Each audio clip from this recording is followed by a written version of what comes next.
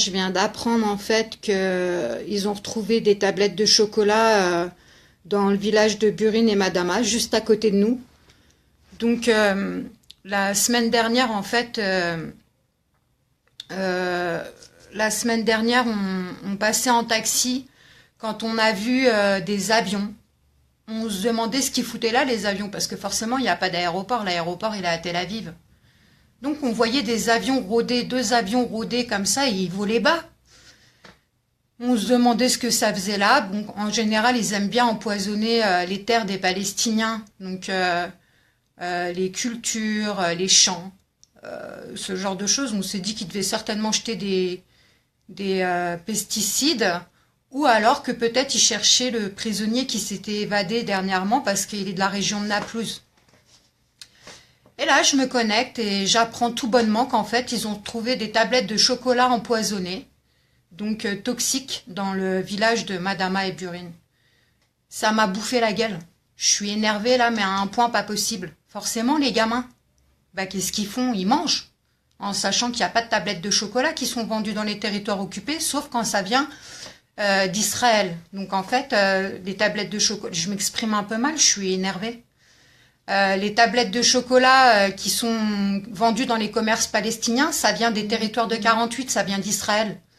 Les Palestiniens, ils sont restreints dans leurs produits, comme la mayonnaise. C'est pas fait en Palestine, c'est fait dans les territoires de 48, ça vient des territoires de 48, pardon. Donc voilà, ils ont retrouvé ça il y a 2 jours dans les champs, dans les champs, dans le village de Burin et de Madama, je me répète. Moi, aujourd'hui, je vous demande ok, c'est bien de s'informer, mais il faut partager. Parce que les gens, ils doivent savoir dans le monde. Il faut absolument partager ça. Les gens, ils doivent savoir que Israël assassine les enfants, parce que c'est les enfants, les adultes. Eux, ils savent très bien que c'est pas vendu dans les territoires occupés. Donc, ils vont pas aller l'ouvrir, ils vont se méfier. Ils sont très méfiants, les adultes. Mais les gamins, un gamin de 3, 4 ans, il va l'ouvrir, la tablette de chocolat, il va la bouffer. Et juste tu la touches, c'est toxique, ils peuvent être empoisonnés. Donc là, ils ont appelé par les haut-parleurs de la mosquée des 2 villages à surtout pas toucher à ces tablettes et que s'il y avait des gamins ou des gens qui en trouvaient, il fallait contacter au plus rapidement possible la police palestinienne. Mais faut partager en masse. Il faut que faut que le monde sache, même si c'est nos grands-pères et nos grands-mères, qu'Israël empoisonne les gamins. C'est bien de regarder l'info, mais il faut partager. Parce que moi, ça me fatigue. Des fois, je partage des infos. Ok, c'est vu, mais c'est pas partagé. Et c'est dommage, je comprends pas pourquoi. Même si les gens, ils s'en foutent, faut qu'ils le sachent. C'est important. Donc, faut savoir aussi qu'ils empoisonnent le bétail, les animaux. Ils empoisonnent les animaux quand ils leur coupent pas la tête. À savoir que le mouton le plus léger ici, il fait 450 euros. Donc, voilà. Ils empoisonnent l'eau des puits. Donc ça encore, les Palestiniens, ils vont aller prendre leur eau des puits, ils vont la boire, voilà, ils vont finir avec des maladies pas possibles, avec des cancers, ils vont finir empoisonnés. Voilà, ils empoisonnent tout, ils innovent dans leur barbarie.